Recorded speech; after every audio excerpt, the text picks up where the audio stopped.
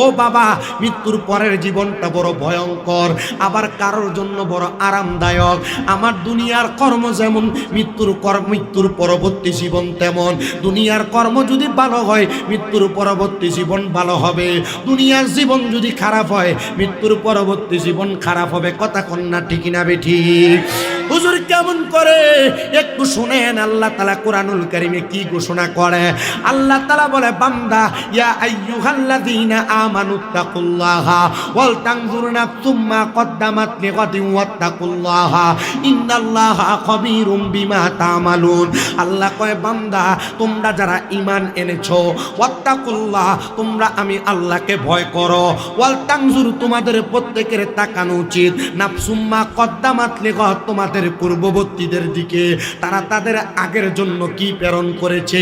আল্লাহ আবার বলেন, ওয়াত্তাকুল্লাহ তোমরা আমি আল্লাহর আবার ভয় করো, ইন্নাল্লাহা খাবীরুম বিমা তা'মালুন নিশ্চয় আল্লাহ তাআলা তোমাদের প্রত্যেকের অন্তরের খবর সম্পর্কে জানে। এবার আপনারা বলেন, আল্লাহ তাআলা আজকের মাহফিলে যারা আসছে আর যারা আসে নাই প্রত্যেকের অন্তরের খবর সম্পর্কে জানে কি জানে না? জানে। একজন, তিনি কি? ডান হাত তুলে আল্লাহকে একবার ডাক দিয়া বলেন, আল্লাহ। হাত নামান। আমি ওয়াজ করলে আপনার এলাকার 3 শ্রেণীর মানুষ বেজার হবে, বুঝতেছো না? 3 শ্রেণীর মানুষ বেজার হবে। এর মধ্যে 1 নম্বর, আপনাদের এলাকায় যদি কোনো সুদখোর থাকে এরা বেজার হবে। কারণ আমরা সমাজ এমন ফসা ফচ্ছে, সুদখোরটিরে ধরে নিয়ে মসজিদের সভাপতি বানায় দেয়। এলাকায় এমন পচা পড়ছে, এলাকার ঘুষখোর আর হারামখোরটিরে ধরে এলাকার সর্দার মাতাব্বর বানায় দেয়। আছে না? আছে না? আচ্ছা, যেটা হালাল খায়, যেটা নামাজ পড়ে, যেটা রোজা রাখে, যেটা হজ করে, যেটা যাকাত দেয়, আর যেটা সুদ খায়, এটার কবরের জীবন আর হারামখোরের কবরের জীবন কি এক নাকি? বুঝো না? বাইরে সাউন্ড কমাই দাও না ফয়জল। আমি আপনাদের গাতারতে একটু সুন্দর কথা বলি বাবা, শুনেন। আল্লাহর নবী মদিনার তাজদার হুজুর নূর সাল্লাল্লাহু আলাইহি ওয়াসাল্লাম নবী আমার বলে, কবরের জিন্দেগিটা 2 রকম। আল্লাহর কোরআনও বলে কবরের জিন্দেগি 2 রকম। ইয়া রাসূলুল্লাহ, কেমন আপনি নবী আমাদেরকে জানায়া দেন। নবী আমার আল্লাহর কোরআন থেকে বলেন, লা ইয়াস্তাবি আসহাবুন নারি ওয়া আসহাবুল জান্নাহ।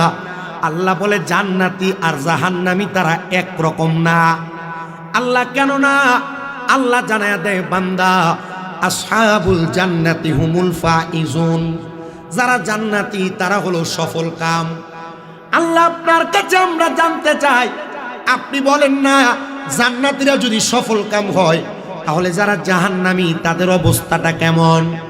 নবী আমার শুধু তিরমিজি শরীফের 3টা হাদিসের মধ্যে জানায়া যে উম্মত জাহান্নামীরা সফল কাম না। কারণ জাহান্নামীরা দুনিয়ার জমিন থেকে যখন কবরে যাবে, আমার আল্লাহ তাআলা ওই কবরে বান্দা যাওয়ার পরে বান্দার যদি ঈমানের সূরাত না থাকে, বান্দার যদি আমলের সূরাত না থাকে, ওই কবর থেকে বান্দার শাস্তি শুরু হয়ে যাবে। বান্দাটা কবরের মধ্যে থাকা অবস্থায় ওই বান্দার সামনে 2 জন ফেরেশতা মুনকার নাকির সম্মানিত আগমন করবে। ওই 2 জন ফেরেশতা আগমন করার সাথে সাথে বান্দার জবান বন্ধ হয়ে যাবে। 3টা প্রশ্ন করার পরে বান্দা জবান দিয়ে কোনো কথা বলতে পারবে না।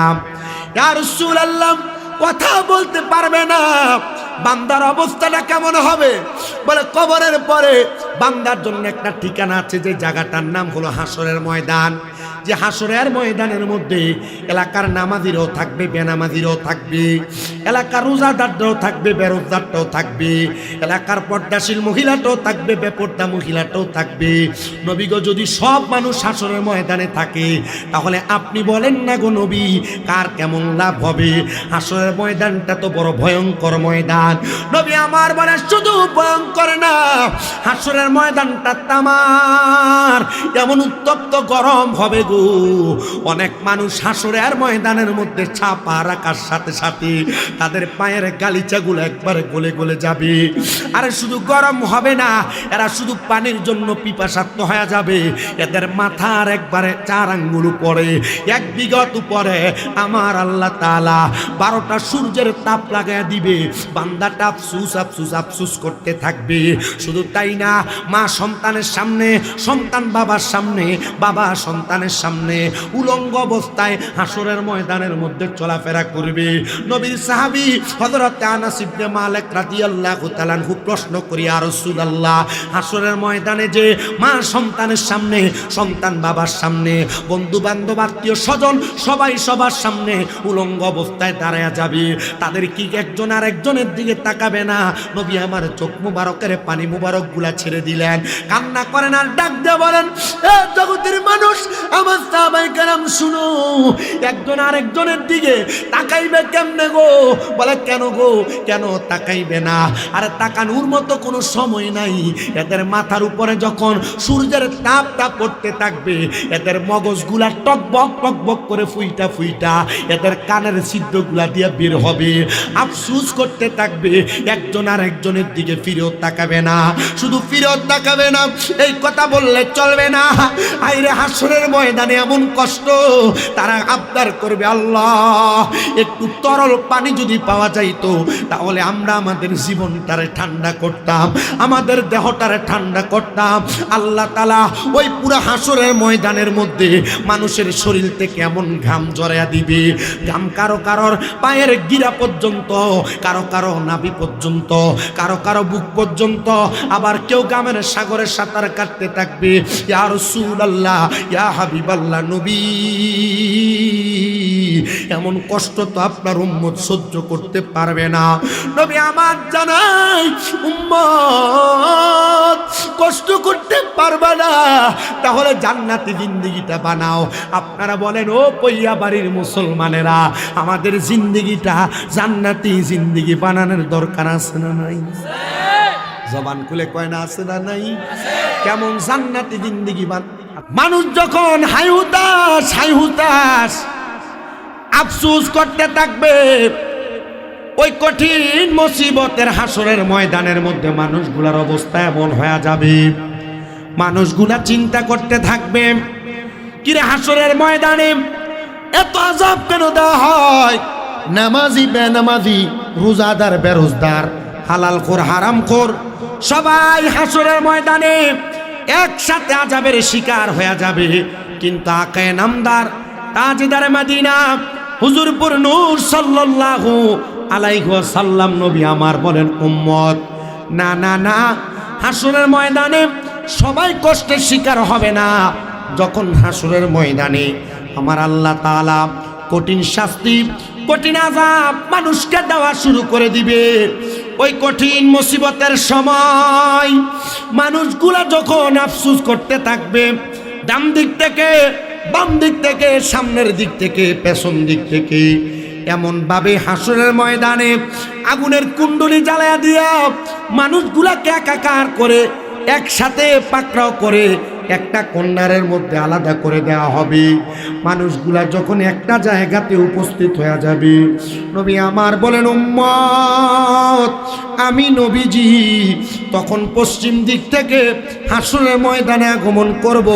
আর ওই হাসরের ময়দানে আগমন করে মহান আল্লাহ জাল্লা শানু আমি নবীকে একটা ক্ষমতা, একটা মাকাম দান করবে। শুধু একটা মাকাম না, একই রকমের দুইটা মাকাম দান করবে। এক নাম্বার মাকামের নাম হলো মাকামে মাহমুদ, আর একটা মাকামের নাম হলো লাওয়ায়ে হামদের পতাকা। আমি নবীজি লাওয়ায়ে হামদের পতাকার নিচে দাঁড়ায়া মাকামে মাহমুদের উপর অবস্থান করে, প্রশংসার জায়গাতে অবস্থান করে পুরাটা হাসরের ময়দানের মধ্যে আমি নবী চলতে থাকবো। আমি নবীর উম্মতের মধ্যে কে নামাজি, কে রোজাদার, কে হজ করনেওয়ালা, কে যাকাত দেনেওয়ালা, কে দুনিয়ার জমিনের মধ্যে ইনসাফের সাথে চলাফেরা করেছে, আমি নবী তাদেরকে টান দিয়ে দিয়ে আমি নবীজি লাওয়ায়ে হামদের পতাকার নিচে জায়গা করে দিব। শুধু তাই নয় প্রিয় মুসলমান, লাওয়ায়ে হামদের পতাকার নিচে আমার নবী যখন জায়গা করে দিবে, নবীর উম্মতগুলা ওই লাওয়ায়ে হামদার পতাকার নিচে করে আমার নবীর সামনের দিকে হাঁটতে থাকবেন, আর আমার নবীজির পেছনে পেছনে নবীজির উম্মতগুলা গমন করতে থাকবে। রাহমাতুল্লিল আলামিন নবী, রাহমাতুল্লিল আলামিন নবী বলেন, উম্মত শুনো, যখন উম্মতগুলা একসাথে হাসরের ময়দানে আমি নবীর পেছনে পেছনে চলতে থাকবে, আমি নবী তখন ঘুরে ফিরে জান্নাতের দরজার সামনে গিয়ে দাঁড়াবো। আমি তাকে দেখব, আদম থেকে ঈসা নবী পর্যন্ত যত নবী ছিল সব নবীরা জান্নাতের দরজার মধ্যে দাঁড়ানো, তাদের প্রত্যেকের বাম হাত বরাবর তাদের উম্মতের সিরিয়াল, আর আমার নবীজি জান্নাতের দরজার সামনে দাঁড়ায়া বলবে, এ ফেরেশতা জান্নাতের দরজা খুলে দেওয়ার জন্য। কারণ আমার নবীজি হলো, নবী নিজেই বলেন, আনা আউয়ালু মাইয়াকরাউ বাবাল জান্নাহ, সর্বপ্রথম জান্নাতের দরজা আমি নবী নিজে খুলবো।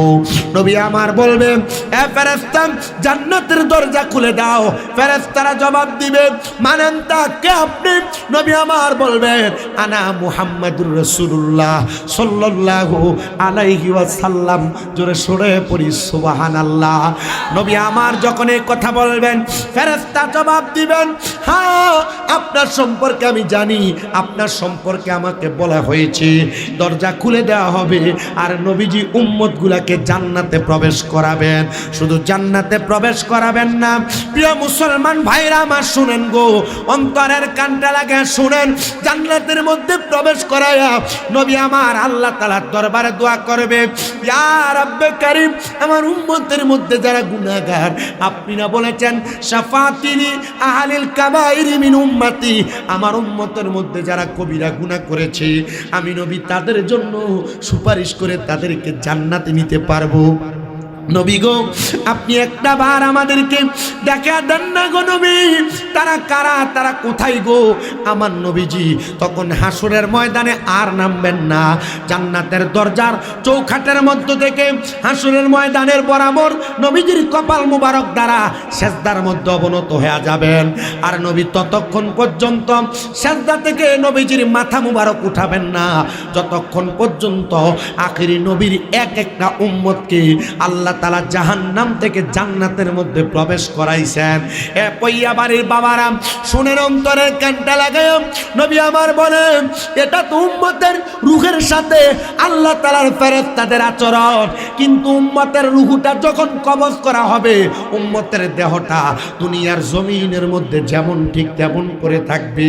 দেহটারে যখন মানুষ গোসল করায়া কাপন পরায়া দেহটারে যখন কবরের মধ্যে নামায়া দিবে, জানাজা পড়ায়া, দুনিয়ার মানুষ দেখবে ওই দেহটারে কবরের মধ্যে নামায়া দেওয়া হচ্ছে, ওই কবরের মধ্যে কোনো বিছানা নাই।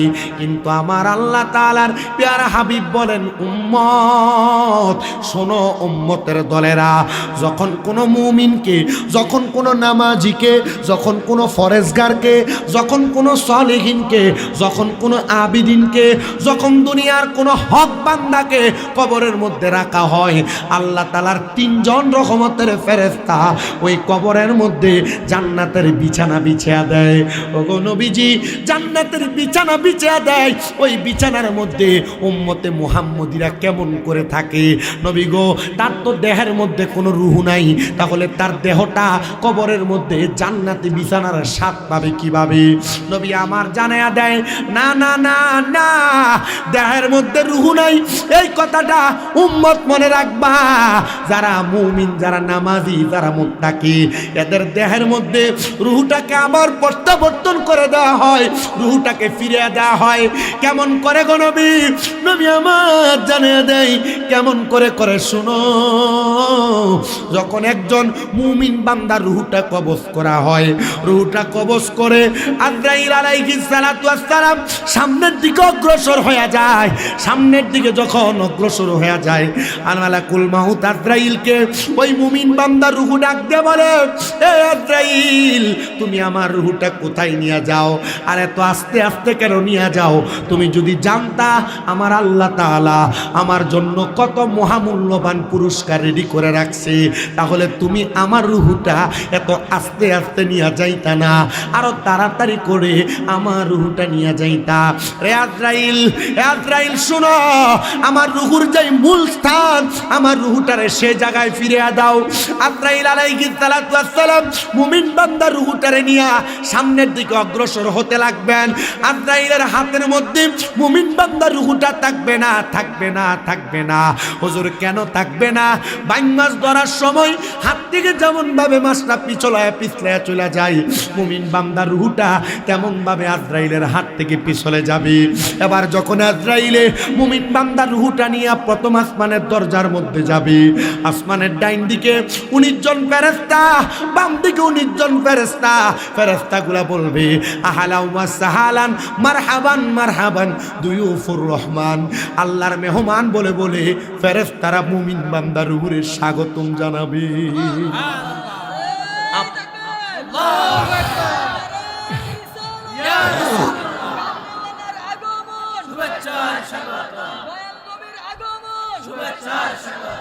অল্প জিন্দা পড়েন না আলহামদুলিল্লাহ।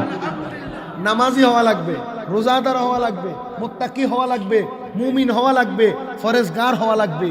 যদি নামাজি না হয়, মুমিন না হয়, মুত্তাকি না হয়, ফরেজগার না হয়, দেখবেন মারা যাওয়ার সময় বিছানায় প্রস্রাব করে দিছে, দেখবেন মারা যাওয়ার সময় নাকি দিয়ে রক্ত ছেড়ে দিছে, মুখে দিয়ে রক্ত ছেড়ে দিছে, মারা যাওয়ার সময় চোখ উল্টে গেছে, মারা যাওয়ার সময় জিহ্বায় কামড় দিয়ে দিছে। ইয়া রাসূলুল্লাহ, এই মরণের সিমটম আর আলামত কেন? বলে এই বান্দার সামনে আজরাইল আগমন করছে। আজরাইল আসার আগে 2টা ফেরেশতা আসছে, যাদের চোখগুলা নীল রঙের। এই ফেরেশতাদের ভয়ঙ্কর চেহারা দেখা বান্দা ভয়ে বিছানাতে প্রস্রাব করে দিছে, পায়খানা করে দিছে। নাউজুবিল্লাহ, বান্দা প্রস্রাব করে দিছে, পায়খানা করে দিছে। বান্দা শুধু প্রস্রাব পায়খানা করে নাই, বান্দার সামনে আজরাইল যখন আসছে, আজরাইলের বিকট চেহারা দেখা বান্দা বলে, এ আজরাইল, মরার জন্য এখনো প্রস্তুতি গ্রহণ করি নাই, সামান রেডি করি নাই, একটু সময় দাও, মরার জন্য কিছু সামান রেডি করি। আরে বান্দা কথা বলার সময় 2 দাঁতের চোয়ালের মাঝখানে বান্দার জিহ্বাটা কামড় পড়ে যাবে। আল্লাহ ঘোষণা করে, ও বান্দা, ওই সময় আসার আগে ওয়ালা তাকুনু, তোমরা তাদের মতো হয়েও না, কাল্লাযিনা যাহারা নাসুল্লাহ, নিজের কথা ভুলে গেছে, ফাআনসাহুম আনফুসাহুম, আমি নিজে তাদেরকে ভুলে রাখছি। উলাইকা হুমুল ফাসিকুন, এরা ফাসিক, এরা মিথ্যাবাদী, এরা কাযযাব, এরা গালি দেয়, মুনাফিকি করে, মানুষের সম্পদ হরণ করে, দখল করে, চাঁদাবাজি করে, মারামারি করে, কাটাকাটি করে, কথায় কথায় মিথ্যা কথা বলে, মানুষের সাথে অসৎ আচরণ করে। আপনারা কোন তারার মরণটা কি বলা হবে? শুনেন প্রিয় মুসলমানেরা, নবী রাহমাতুল লিল আলামিন, নবী আমার বলেন, যখন ওই বান্দার রূহটা কবজ করা হবে, কবজ করে নেওয়ার পরে ওই বান্দার রূহটারে আসমানের ফেরেশতারা স্বাগতম স্বাগতম জানিয়ে রূহটারে নিয়ে যাবে। কিন্তু আসমানের ফেরেশতাদের কাছে বান্দার রূহটা থাকবে না। আল্লাহ, বান্দার রূহ তো কোনো জায়গায় থাকে না, কি করব? আল্লাহ কোরআনুল কারীমের 2 পারার মধ্যে অত্যন্ত সুন্দরভাবে ঘোষণা করেছে, ওয়ালা তাকুলু লিমান ইউকতালু ফি সাবিলিল্লাহি আমওয়াত বাল আহইয়াউ ওয়ালাকিন লা তাশউরুন। আল্লাহ বলে, যারা আমার রাস্তার মধ্যে ফি সাবিলিল্লাহ হয়ে গেছে, আমার রাস্তার মধ্যে ইন্তেকাল করেছে, তোমরা তাদেরকে মৃত বলে ধারণা করো না। আল্লাহ কেন? আল্লাহ বলে, বাল আহইয়াউন, তারা জিন্দা, ওয়ালাকিন লা তাশউরুন, যারা এদেরকে মৃত বলে এরা নির্বোধ, এরা বোকা, এরা বোঝে না। যারা আল্লাহ তাআলার খাস বান্দা, যারা আল্লাহর মকবুল বান্দা, যারা আল্লাহর সালেহিন বান্দা, যারা আল্লাহর নেককার বান্দা, ওই নেককার বান্দাগুলা দুনিয়ার জমিন থেকে যখন কবরের মধ্যে যাবে, বান্দাটা কবরে যাওয়ার পর মরা থাকবে না, তখন ফেরেশতা আজরাইল আলাইহিস সালাতু ওয়াস সালাম তাদের মাঝে আবার রূহ প্রত্যাবর্তন করবে। ইয়া রাসূলুল্লাহ, ইয়া হাবিবাল্লাহ, ওই রূহটার কাজ কি হবে? কবরের মধ্যে তো তার কোনো কাজ নেই। নবী আমার বলে, ওই রূহটা কবরের মধ্যে যাওয়ার পরে রূহটার কাজ হলো একটা, রূহটা আমার আল্লাহ তাআলার ইবাদতের মধ্যে মশগুল থাকবে। আরে মুসলমান শোনো, ওই কবরের মধ্যে যখন 2 জন ফেরেশতা আগমন করবে, আগমন করার সাথে সাথে দেখবে ওই কবরটা বড় নুরানিত, বড় আলোকিত। ফেরেশতারা একজন আরেকজনকে প্রশ্ন করবে, রে ফেরেশতা এই কবর কেন এত আলোকিত, এই কবরে কেন এত সুন্দর, এই কবর কেন নূরান্বিত? দুনিয়াতে অনেক মানুষের কবরে গমন করলাম, কিন্তু এই বান্দার কবরটা কেন এত আনকমন দেখা যায়? তখন জবাব আসবে, এই বান্দার ফেরেশতার দল, এই বান্দা নামাজি মুত্তাকি ইমানদার নেককার, এজন্য বান্দার কবরটা বড় সুন্দর, বড় সুশোভিত। বলে বান্দার কবরে প্রবেশ করবে ফেরেশতারা, প্রবেশ করার সাথে সাথে বান্দার কবরের মধ্যে প্রশ্ন করা হবে, বান্দার কবরে প্রশ্ন করা হবে। বলে হুজুর কেমন প্রশ্ন? মান রব্বুকা ওয়া মান দীনুকা ওয়া মান নাবিয়ুকা। শুধু কি বান্দারে তিনটা প্রশ্ন করা হবে? কয় না না না, বান্দার নামাজ আদায় করার কারণে বান্দার কপালের মধ্যে নামাজের একটা নূর থাকবে, নূর। মারহাবা কর। বান্দার নামাজের একটা নূর কপালে থাকবে। ও মুসলমানেরা, তোমরা যারা নামাজ ছেড়ে দাও, তোমরা যারা রোজা ছেড়ে দাও, একটা বার চিন্তা করে দেখো, কপাল থেকে নামাজের নূর উঠে নেওয়া হবে। আর যদি নামাজি হয়ে থাকো, কপালের মধ্যে নামাজের নূর এমন ভাবে প্রদর্শন করানো হবে, ফেরেশতারা বলবে এই বান্দার কপাল সাক্ষী দেয় বান্দা নামাজি, বান্দা মুত্তাকি, বান্দা ফরেজগার। না না না, বান্দারে কষ্ট দেওয়া যাবে না, বান্দারে কোনো কষ্ট দেওয়া যাবে না। যখন কষ্ট দেওয়া যাবে না এই কথাগুলো বলবে, ফেরেশতারা একসাথে ওই বান্দার কবর থেকে বান্দাটার ডাইরেক্ট মিজানের পাল্লার কাছে নিয়ে যাবে। মিজানের পাল্লার মধ্যে বান্দার নেক আমল বদ আমলগুলো ওজন করা হবে।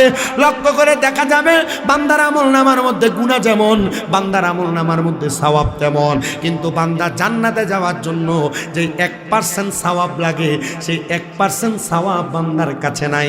তখন আমার আল্লাহ তাআলার পক্ষ থেকে আকা নামদার হুজুরপুর নূর মুহাম্মদুর রাসূলুল্লাহ সাল্লাল্লাহু আলাইহি ওয়াসাল্লাম নবী বলেন, উম্মত তখন আমি হাসরের ময়দানে আগমন করার পরে আমি মিজানের পাল্লার সামনে দাঁড়াইব।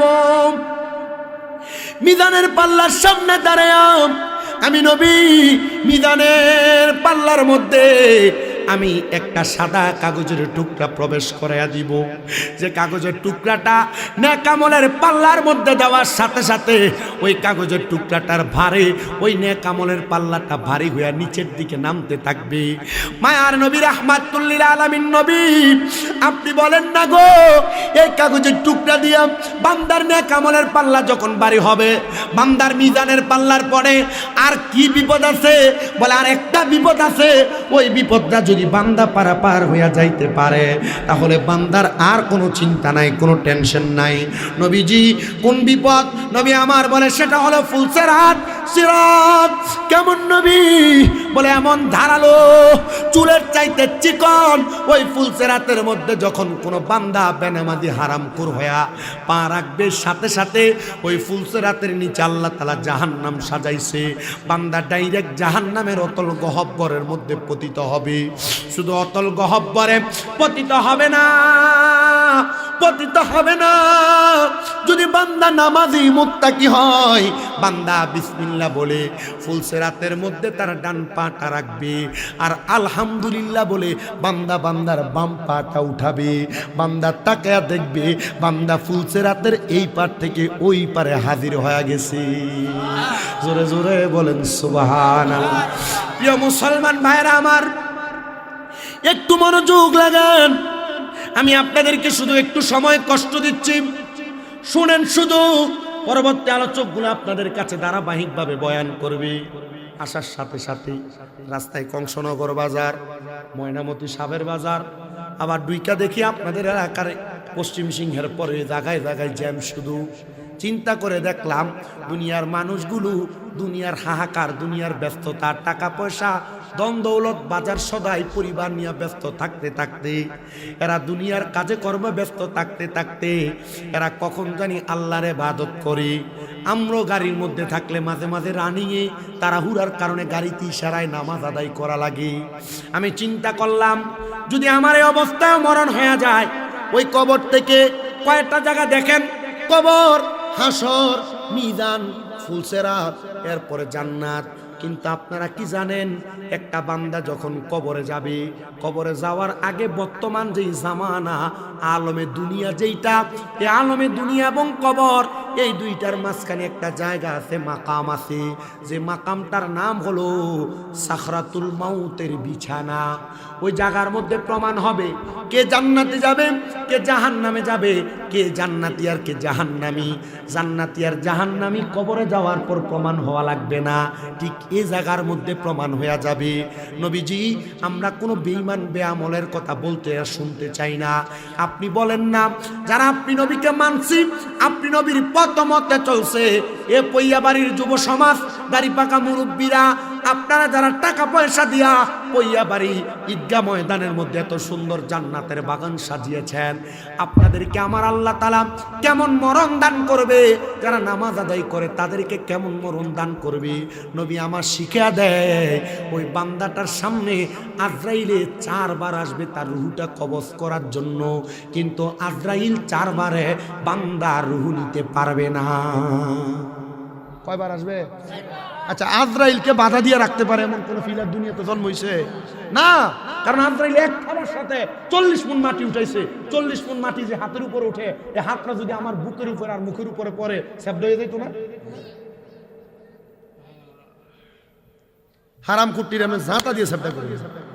চেহারা তো ডকলা আর সুন্দর হলা, দেখবেন যে চেহারার মায়া চলে গেছে।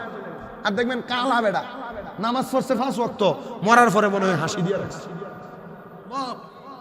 কথা কই না, যদি মাগরিবের নামাজ দেয় এখানে ফিরে মাইকটা ধরতাম, আলহামদুলিল্লাহ ফুরাই দিলাম, আলহামদুলিল্লাহ পরে। প্রিয় মুসলমান ইমানদার, শুনেন, মুমিনের কাছে আজরাইল আসবে কয়বার? জোরে বলেন। এটা বলে আপনাদের বিদায় দিব। 4 বার আসবে মুমিনের কাছে আজরাইল। 1 নাম্বার বার মুমিনের কাছে যখন আজরাইল আসবে, আজরাইলটা আসার আগে আল্লাহ তাআলার নাম ওখানে সাজরাতুল ইয়াকিন তওবা নামক একটা গাছের মধ্যে অনেকগুলা পাতা, দুনিয়াতে যতগুলা বান্দা গাছের মধ্যে ততগুলা পাতা, ওই গাছের পাতার মধ্যে আপনার নাম আমার নাম পৈয়াবাড়ি দেবিদ্বারের প্রত্যেকটা মানুষের নাম লেখা আছে। গাছের পাতা যখন ঝরে পড়ে যাবে, এলাকার ওই মানুষটার কাছে, ওই নামের মানুষের কাছে মালাকুল মউত আজরাইল আগমন করবে। কিন্তু আমার আল্লাহ তাআলা আজরাইল আলাইহিস সালাতু ওয়াস সালামকে ওই বান্দার সামনে প্রেরণ করার আগে 2 জন ফেরেশতা প্রেরণ করবেন, যে 2 জন ফেরেশতা বান্দার সামনে দাঁড়ায়া যাবে। আজরাইল আইসা মুমিন বান্দার সামনে দাঁড়ায়া সর্বপ্রথম মুমিন বান্দার বুক বরাবর হামলা করবে, মুমিন বান্দার রূহটা কবজ করার জন্য। কিন্তু মুমিন বান্দার বুকের মধ্য থেকে আওয়াজ আসবে, রে ফেরেশতা জিবরাইল, ফেরেশতা আজরাইল, মুমিন বান্দার বুক দিয়ে রূহ কবজ করা যাবে না। বলে কেন? কেন? বলে মুমিন বান্দার বুকের মধ্যে আল্লাহ এবং তার রাসূলের ভালোবাসা মুহাব্বত আছে, এজন্য বান্দার বুক দিয়ে রূহ কবজ করা যাবে না। জোরে সরে পড়েন সুবহানাল্লাহ। প্রিয় মুসলমান ভাইরা আমার, শুনেন, অন্তরের কানটা লাগে শুনেন, মুমিন বান্দার রূহ কবজ না করে আজরাইল ফেরত চলে যাবে। আল্লাহ তাআলা আবার প্রেরণ করবে মুমিন বান্দার রূহটা কবজ করার জন্য, কারণ হায়াত শেষ। হায়াতটা শেষ হয়ে গেলে ওই বান্দার রূহ নেওয়ার জন্য আজরাইলে দ্বিতীয়বার আইসা বান্দার কপাল বরাবর হামলা করবে রূহটা কবজ করার জন্য।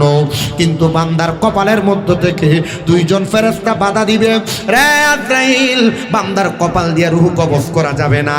বলে কেন? কেন? বলে বান্দার কপালের মধ্যে তার সিজদার নূর আছে, এই জন্য বান্দার কপাল দিয়া, চেহারা দিয়া বান্দার রূহ কবজ করা যাবে না। চলে যাবে, চলে যাবে। তৃতীয়বার আবার আগমন করবে। আগমন কইরা ওই বান্দার ডান বাহু বরাবর হামলা করবে আজরাইলের রূহ নেওয়ার জন্য। ডান দিক থেকে জবাব দিবে আজরাইল, বান্দার ডান দিক দিয়ে রূহ কবজ করা যাবে না। বলে কেন? কেন? বলে বান্দার ডান দিকে তার দান এবং সদকাগুলো আছে, বান্দার রূহ আর কবজ না করে চলে যাবে ফিরত। আবার আজরাইল চতুর্থবার মুমিন বান্দা, নামাজি বান্দা, মুত্তাকি বান্দা, তাহাজ্জুদ গুজারি, ফরজগার বান্দার সামনে আগমন করবে। আয়েশা বান্দার বাম হাত বরাবর হামলা চালিয়ে দিবে। বান্দার বাম বাহু বরাবর থেকে জবাব আসবে, আজরাইল, মুমিন বান্দার রূহ এমন ভাবে কবজ করা যাবে না। বলে কেন গো? কারণ মুমিন বান্দার এই বাম হাত বরাবর তার মা বাবার খেদমত রহমতের দয়া আছে, এজন্য বান্দার বাম দিক দিয়ে রুহ কবজ করা যাবে না। ওগো আল্লাহ, মুমিনের রুহটা কেমন করে কবজ করব একবার আপনি বলেন না। আমার আল্লাহ তাআলা জানিয়ে দেয়, বান্দা মুমিন বান্দার রুহ কেমন করে কবজ করা হবে জানো? ফেরেশতা দাঁড়ায়া থাকবে, আজরাইল আলাইহিস সালাতু ওয়াস সালাম দাঁড়ায়া থাকবে মুমিন বান্দার সামনে। আজরাইলের আগে যে দুইজন ফেরেশতা আগমন করেছে, ওই দুইজন ফেরেশতা তার সামনে মেশকো আম্বরের সুঘ্রাণ লাগিয়ে দিবে। বান্দা সুঘ্রাণ পাইয়া আল্লাহ তাআলার উপর কলেমা পড়বে, লা ইলাহা ইল্লাল্লাহু মুহাম্মাদ সাল্লাল্লাহু আলাইহি ওয়াসাল্লাম। আপনাদের কালেমা পড়ার আওয়াজ একবার আস্তে হইছে, একটু মুহাব্বতে পড়েন, লা ইলাহা ইল্লাল্লাহু মুহাম্মাদুর। আর একটু দরদ নিয়ে পড়েন, লা ইলাহা ইল্লাল্লাহু মুহাম্মাদুর রাসূলুল্লাহ সাল্লাল্লাহু আলাইহি ওয়াসাল্লাম। জবান খুলে পড়েন আলহামদুলিল্লাহ। মুমিন বান্দা যখন তার জবান দ্বারা কালিমার ধ্বনি তার জবান দ্বারা উচ্চারণ করবে, ওই বান্দা কালিমার ধ্বনি উচ্চারণ করার সাথে সাথে ওই বান্দার মুখ দিয়ে যে বাতাস নিশ্চিত হবে, বাতাস বের হবে বান্দার জবান দ্বারা, রুহটা তখন আজরাইলের হাতে চলে আসবে। রুহটা যখন কবজ করে ওই বান্দার রুহ নিয়ে যাবে রে। সাহাবায়ে কেরাম নবীরে প্রশ্ন করে, ইয়া রাসূলুল্লাহ, ইয়া হাবিবাল্লাহ, নবী গো আপনি বলেন না তখন কি আপনার উম্মতের কষ্ট হবে না? নবী আমার জানায়া দে উম্মত না। কেন নবী গো, কেন কষ্ট হবে না? আমার নবী বলেন একটাই মাত্র কারণ, বান্দা মুমিন, বান্দা মুত্তাকি হওয়ার কারণে। ছোট একটা বাচ্চা দুধের জন্য কান্নাকাটি করলে মা মুখের মধ্যে দুগ্ধ দিয়া মাথার মধ্যে হাত বুলিয়ে দিলে বাচ্চা যেমন ভাবে কান্না বন্ধ করে দিয়ে আরামে ঘুমায়া যায়, মুমিন বান্দা এমন ভাবে ঘুমায়া যাবে মরার কষ্ট টের পাবে না, টের পাবে না। মুমিন বান্দা জান্নাতের মধ্যে প্রবেশ করবে। ইয়া রাসূলুল্লাহ, জান্নাতের মধ্যে কেন প্রবেশ করবে? বলে জাযাউহুম ইনদা রাব্বিহিম, আমি আল্লাহ তাদেরকে পুরস্কৃত করব, আমি আল্লাহর পক্ষ থেকে তাদের জন্য পুরস্কার জান্নাতু আদনিন, ওই পুরস্কারের নাম হলো জান্নাতুল আদন, তাজরি মিন তাহতিহাল আনহার। এত সুন্দর জান্নাত আমার আল্লাহ মুমিন বান্দার জন্য রেডি করে রাখছে।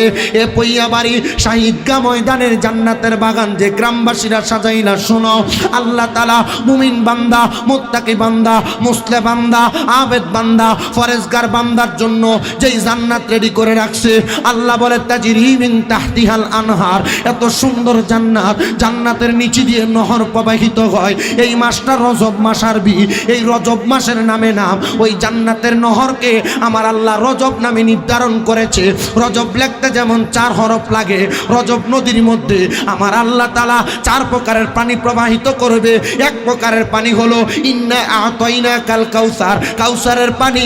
ইয়া রাসূলুল্লাহ, এই কাউসারের পানি কারা পান করবে? নবী আমার বলে কাউসারের পানি তারা পান করবে যারা দুনিয়ার জমিনের মধ্যে আল্লাহ নবীর প্রতি মোহাব্বত ভালো রেখেছে।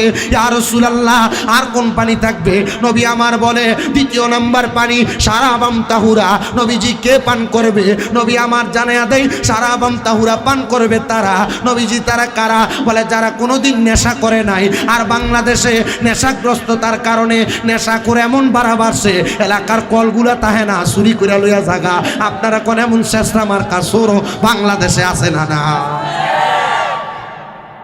মসজিদের কারেন্টের তার চুরি করে লইয়া। আমি আইসা তো একটু হাজতে যাবো, হুজুরে জিগিলাম, হুজুর আজকের দিনে লেগে তো মসজিদটা খোলা রাখুন যা। হুজুরে কয়ে হুজুর খোলা রাখলে তো মসজিদের মাল সামান লইয়া যায়। আমি চিন্তা করলাম এটা কি সুরের সোর, বাবা খাওয়ানের বেড়াটা উঠতে গেলে এখন মসজিদও চায় না, মাও চায় না, বাপও চায় না, সব চুরি করে লইয়া বাঘে। আর আমরা সমাজের বহুত মুরব্বীরা এই বাবা খুঁটির বিচার করতে গেলে কি নেশা করে, বুঝছে না, লয়ে গেছে না, এইটা তলে দিয়ে 500 টাকা খাইয়া বিচার ঘুরে দেয়, এটা বাদ পার পদ্মার। আপনার কি কষ্ট দিতেছে? আসেনি এমন লোক? হ্যাঁ রে, অভাব নাই, 200 টাকা খাইয়া বিচার ঘুরে দেয়, ছার কাছে বেচা হয়, আছে না? না, তুমি কি তা মনে করছো 4টা 20 পর্যন্ত ওয়াজ করলো তাই তো এসে করে মাইক ধরতে পারি? আপনাদের কাছে আমার আবদার, জান্নাতের পানি কয়টা? 4টা। পাইলেন কয়টা? 2টা। যারা কখনো নেশাগ্রস্ত হয় নাই তারা জান্নাতের সারাবান তাহুরা পান করবে। 3 নাম্বার নবীজি আর কি? নবী বলেন জান্নাতের লাবান মানে দুধ। ইয়া রাসূলুল্লাহ কে পান করবে? বলে যারা দুনিয়াতে কোনোদিন পরের হক মাইরা খায় নাই। আর আমরা সমাজে পরের হক মাইরা খাওয়া লোকের অভাব নাই। মা বাপ মরে যাওয়ার পরে বোনের হক বুঝিয়ে দেয় না, বড় ভাই মারা যাওয়ার পরে ভাই বাতিদের জমি বুঝিয়ে দেয় না, ক্ষেতের লাইলেরে কাটতে কাটতে কাটতে কাটতে এটা আসিল 1টা লাইল, এটারে বানাইছে হাতের বান। এমন সুছোট্ট আছে না নাই? আরে অভাব নাই। 4 নাম্বার জান্নাতের মধু। ইয়া রাসূলুল্লাহ কে পান করবে? নবী আমার শিখিয়ে দেয় জান্নাতের মধু তারা পান করবে। নবীজি তারা কারা? নবীজি জানাইয়া দিচ্ছেন এরা হচ্ছে ওই ব্যক্তিগুলা। নবীজি এরা কারা? বলে যারা কখনো তাদের জবান দ্বারা মিথ্যা কথা বলে নাই, গালিগালাজ করে নাই। আর আমরা সমাজের এমন বহুত লোক আছে যারা চা দোকানে বইলে চা একবার চুমুক দেয় আর মানুষকে গালাগালি করে 10 বার। এমন লোক আছে না? লুঙ্গিটা তুললা মসজিদ থেকে বাড়িয়া মাথায় টুপি লুঙ্গিটা হাতে লইয়া গালাগালি করে এমন লোক নাই? কথাফতি করে বেশি বেশি করে এমন লোক আছে না? কথায় কথায় মিথ্যা কথা বলে এমন লোক সমাজে আছে না নাই? আল্লাহ তাআলা আমাদেরকে এমন মিথ্যা থেকে হেফাজত করে, এমন খারাপ কাজ সম্পদ দখল মানুষের হক মেরে খাওয়া থেকে হেফাজত করে। আল্লাহ তাআলা আমাদেরকে নেশার মতো বাজে খাবার থেকে হেফাজত করে। আল্লাহ তাআলা আমাদেরকে ঈমান এবং আমলের জিন্দেগি পরিপূর্ণ দান করেন। এগুলার উপর অটল থাকবেন। যাদের ওযু আছে আপনার সুন্নতে দাঁড়ায় যাবেন, আর যাদের ওযু নাই আপনার ওযু করে নামাজে দাঁড়ায় যাবেন। আমার জন্য খাস করে দোয়া করবেন। যতটুকু বয়ান করছি অতটুকুর উপরে আপনারা আলোচনা তকরিরের উপর আমল করবেন। এমন জীবন বানায়েন না যে জীবন বানাইলে মরার সময় প্রস্রাব পায়খানা করে দেন। এমন জীবন